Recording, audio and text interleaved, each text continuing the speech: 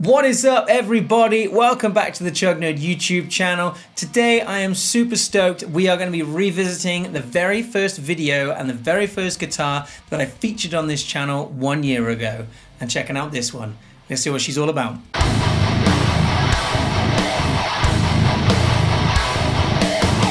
Alright, what is up, everybody? Welcome back to the Chug Nerd YouTube channel. My name is DJ. If you're brand new here, then please allow me 30 seconds to introduce myself. I'm a guitarist from the southwest of the UK. I've been playing guitar for about 20 years or so at this point. Please check your expectations out the door. I'm not some kind of fancy neo-classical guitar wizard. I just do caveman chuggy riffs, and hopefully that's something you might enjoy as well. I play in a band called HollowKin. We're a modern groovecore metal kind of band. Lots of heavy riffs, lots of double pedaling and screamy shouty stuff with a sprinkling of melody thrown in from time to time as well. If you enjoy any of the sounds, riffs or songs in this here review, then you may well go on to enjoy us. So check out the links down below. Find us on social media, and we're on all the streaming platforms as well. Anyway, with all of that shameless self-promotion and plugging out of the way, we are here to check out this. This is the Legator Ghost G7XA 7-string multi-scale guitar. Let's see what she sounds like in a full demo mix.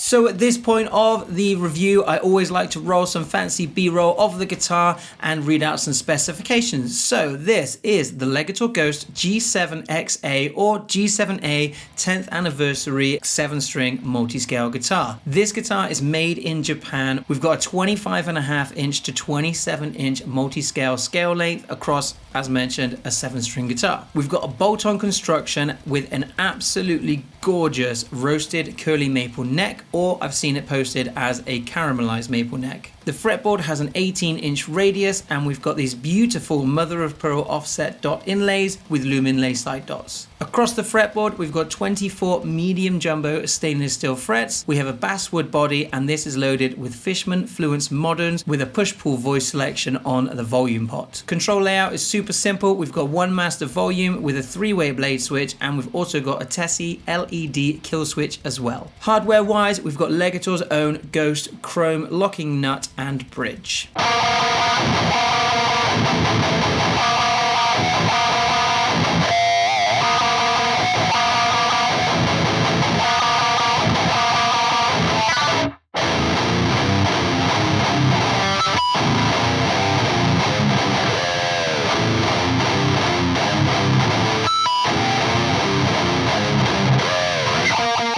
So as I mentioned in the intro very briefly, this was the very first guitar that I featured on this channel, and I wanted to revisit it because 1 year on, I've just celebrated my 1 year YouTube anniversary, and I feel like I've come a long way in that year, both in how I present the videos, how I put them together, the flow of the videos, the tones that I'm using, and the demos that I'm writing, as well as just kind of the general presentation of the video. And this is an awesome guitar. This is like the absolute shining star in my guitar arsenal. I'm super proud to own it, and I wanted to give it the video that it deserves for what the guitar is. So let me know what you think of this down in the comments below, and we'll have a chat, we'll have a conversation.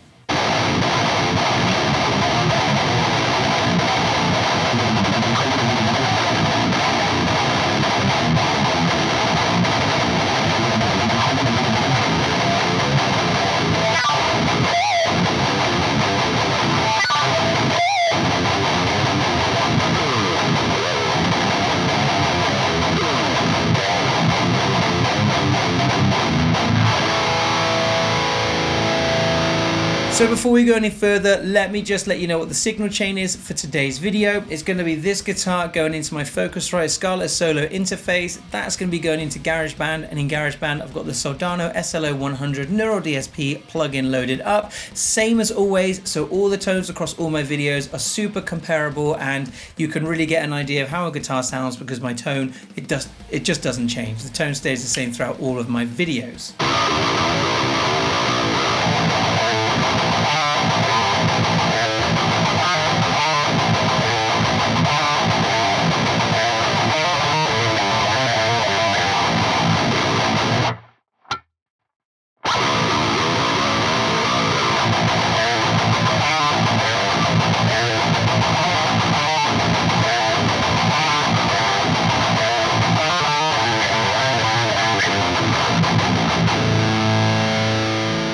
So this is probably the most polarizing guitar that I own. You either love it or you hate it. I don't think there's really a middle ground. Being that it's a headless guitar, I think it is quite a guitar that people have quite strong opinions on. And it's not for everyone, totally appreciate that. But if you had the opportunity to play it, honestly, I think you would fall in love. The playability is absolutely outstanding. I only got this guitar, funnily enough, I wasn't interested in headless guitars at all, but I got it because the band that I was in at the time when I bought this, we found ourselves playing on stages that were quite small quite a lot of the time, and in venues that were quite small or limited on space. And I felt quite self-conscious whenever I was moving around, because I do move around a lot on stage, that I was going to hit someone with my headstock, hit my bassist or hit my singer with the headstock of the guitar. So I was like, I'll just have a quick sneaky look on Reverb, see if I can find something cheap that I can use when I know I'm going to be at a small venue, and see what's around. And absolutely got so lucky with this one.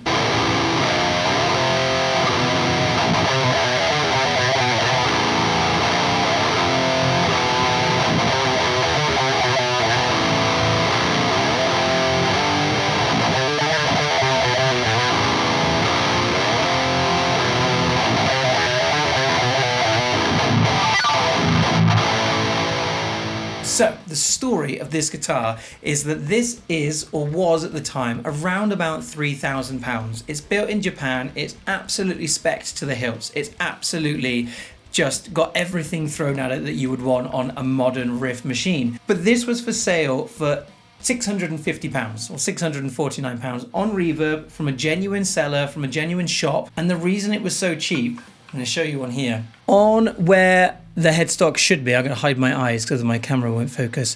On where the headstock should be, you might be able to see there's a tiny bit of darker wood here on this one side of where the headstock would be. And the reason that I got it so cheap is because when this was made, this little bit got cut a little bit too small, and they had to shim in this extra tiny bit of wood on the side of what should be the headstock. So they couldn't sell this for full price. They couldn't sell this for £3,000 because if you sold it for that much, someone buying it would expect an absolutely perfect guitar, and rightfully so.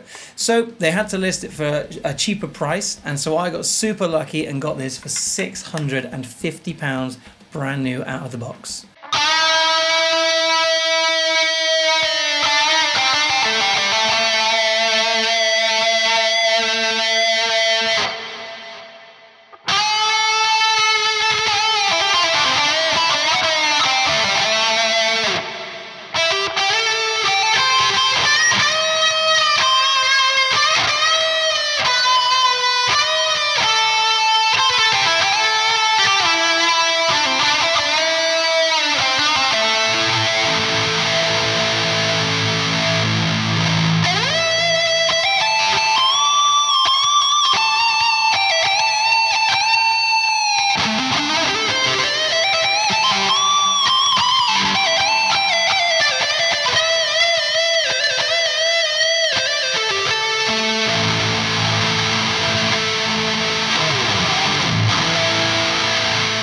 Now, whenever I'm reviewing a guitar or I've got a guitar on the channel, I'm always a bit hesitant to say that a guitar is perfect. It might be ideal for you, but I think there's always going to be things about it that you could pull up and say, you know, this or that isn't quite to my taste or whatever. But having said that, I think this guitar is as close to perfection as you can possibly get.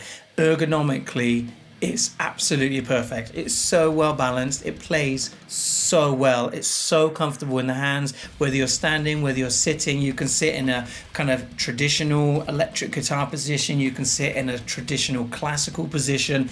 Either is super comfortable. You've got the output jack on the bottom here. So as long as you've got a right angled cable, it just won't get in the way if you're sat in a classical position. The multi-scale scale length feels really natural in the hands. It doesn't feel weird to get used to. You soon adjust to it. It's just an absolute dream of a guitar to play.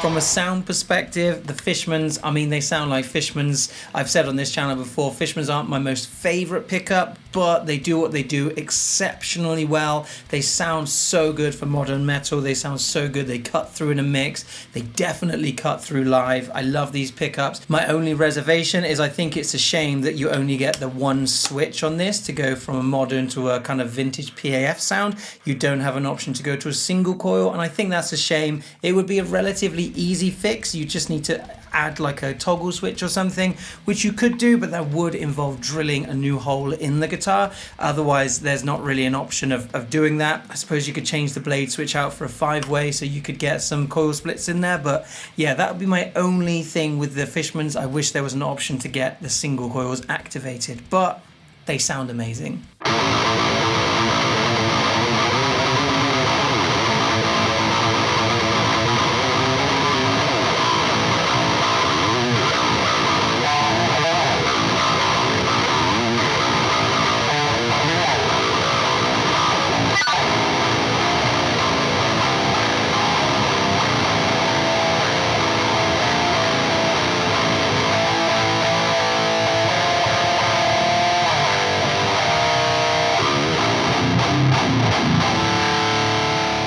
As you'd expect from a super high-end guitar, the tuning stability and what I would call like the neck stability in reference to the action is super stable. We had a little weekender tour over Friday, Saturday and Sunday last week. I took this with me. I put it in my gig bag each night, pulled it back out the next day ready for sound check, and it was still genuinely perfectly in tune. The tuners are fantastic, they're super specific, and it just holds tune so well. And this is going from lots of different hot and sweaty environments to the back of a car to sitting in the venue while we're waiting for sound check or waiting to go on stage to getting covered in sweat while we're on stage. It just is absolutely bulletproof when it comes to its stability. It's so rock solid.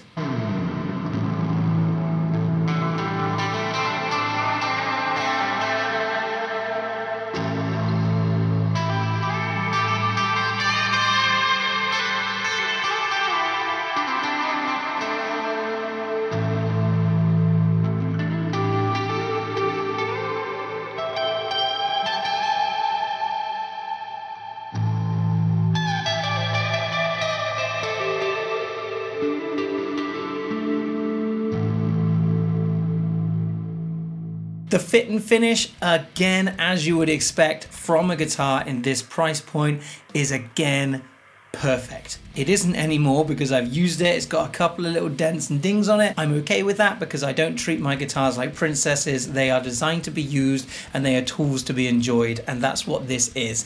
But it came flawlessly perfect, apart from that one little shim that I mentioned up here, which I absolutely do not care about because it meant I got nearly £2,000 off of this guitar, or over £2,000 off of this guitar. But the fit and finish was absolutely perfect. It looks beautiful. This is called Snowfall White. Apologies if it's super washed out on my camera. It was really hard to find a balance between making sure my face was light enough for this video and making sure you could actually see the guitar, because white guitars get super washed out when you film them. But it is a gorgeous satin silk kind of finish. It's got these little metallic kind of flicks to it. It's absolutely beautiful.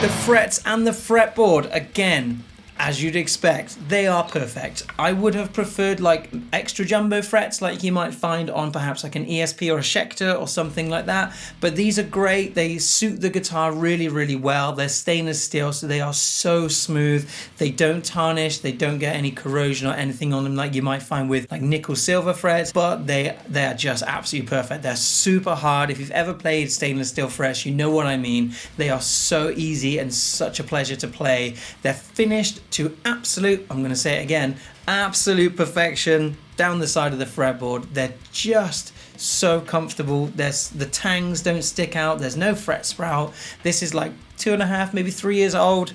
Never had an issue with the frets. Never had an issue with them at all. They are wonderful to play.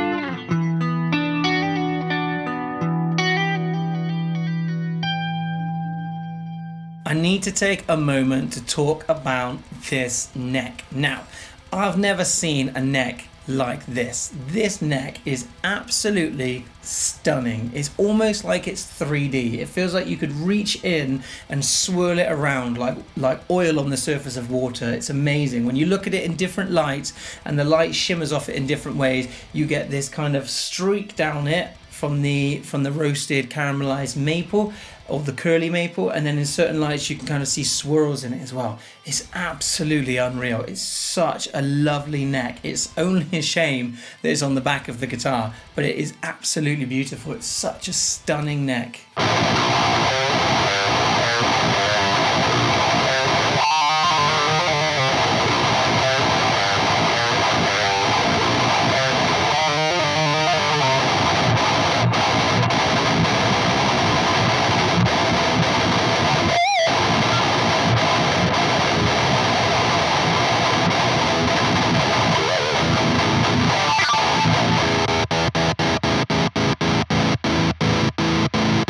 As I mentioned, I don't think any guitar is perfect, and there is one major thing with this guitar that I'm not a fan of, and that is restringing it.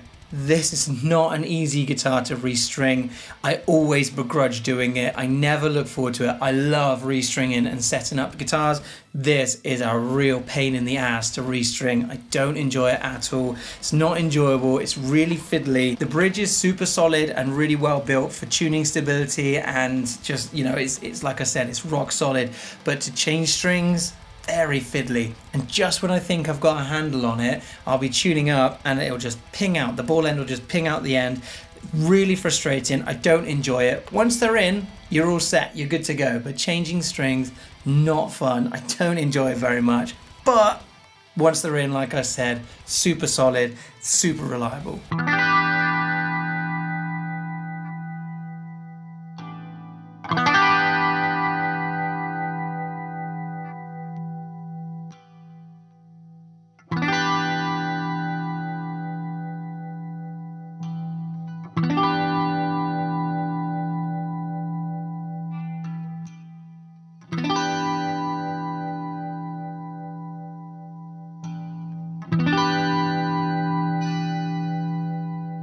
So I would say that is probably everything that I've got on this guitar right here, the Legator Ghost G7XA or G7 10th anniversary guitar. This is I'm going to say it, this is the best guitar in my collection. It's not my favorite guitar, my Solar is my favorite guitar, but this is the highest spec, highest appointed, fanciest, most expensive guitar I'll probably ever own, and I love it so much. I feel so lucky to have it. I feel super blessed that I got it for such a good price. I just love it. If you ever have the opportunity to pick one up, to play it, or to grab one on like the used market, definitely consider it. Definitely, you know, give it your thought. It's an awesome guitar. If you're into headless guitars or you're looking for something super modern, which is super shreddy, but does everything you need it to do, it's this one right here.